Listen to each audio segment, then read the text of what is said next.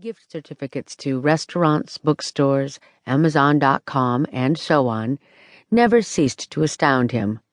Paul Wolfe, his friend and the director of Danny's film Exposed, had given him one of the typewriters used by Robert Redford in All the President's Men. And yet, Danny felt horribly alone. His office was in a renovated hotel acquired by the Kingsman Studio Corporation in Los Angeles. Shortly after selling his first screenplay, he had been issued the space, a receiving and waiting room where his assistant worked, and his own office, complete with a full bathroom, walk-in closet, sturdy walnut desk, picture window with a view of the east lot to his left, a TV projection screen on the cream-colored wall to his right, and a black leather couch, flanked by two knee-height bookcases opposite his desk. His Emmy Awards for Winters and Hyannis were strategically placed to draw the eye upon entering. The entire space resembled a bachelor pad, and many people seemed deflated when they entered it. Someone with Danny's success and talent surely had earned enough street cred to warrant an office in the grown-ups executive building, with carpet so soft one could fall asleep on it, kitchenettes and minibars and private movie theaters. He probably stayed for sentimental reasons more than any other. It certainly wasn't an ugly space, and it contained lots of light and comfort. At the very least, the office was simply the place where he typed as well as conducted the business part of his career. There was a difference between typing and writing. The writing happened when he took walks around the studio lot, or used the shower, or sat in the stands during a Dodgers game. Danny took a sip of some kind of latte, he never paid attention to the flavors, from the sturdy paper Starbucks cup, and made a squinching face. Its contents had cooled considerably.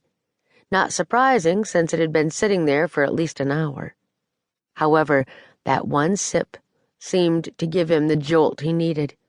He was ready to put something, anything, on the page.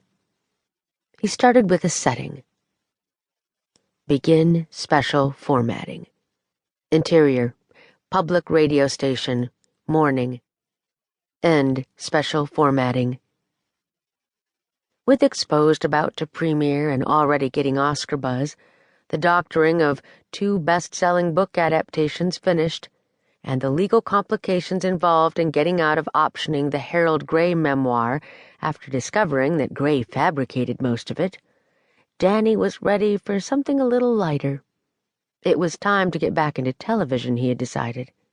He'd been kicking around the idea of doing something more comical for a while. He was good at writing political thrillers and courtroom dramas. All the critics and his fans told him so. But he was in the mood to look at the brighter side of life.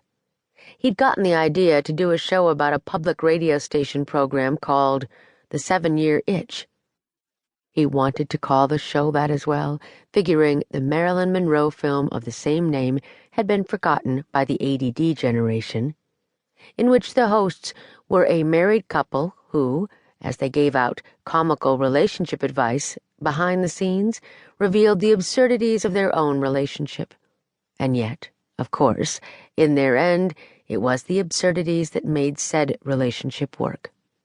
Using the names Jack and Diane temporarily, the John Mellencamp song had just played on the radio, he read what he had just written, reciting the dialogue and hearing Winters and Hyannis stars Robbie Marsh's and Gabby Hansen's voices in his head as he did. Begin special formatting. Interior, public radio station, morning. Jack is an average-looking 30-something public radio talk show host. He is sitting at a radio console, drinking from a mug that says, "Coffee Beats Sex," on it. His wife, Diane, also 30-something, pretty, although her looks take some effort, is the co-host. She enters in a huff, pulling her scarf and jacket off along the way to her seat. Diane. "Sorry, I'm late. Where's Barry?"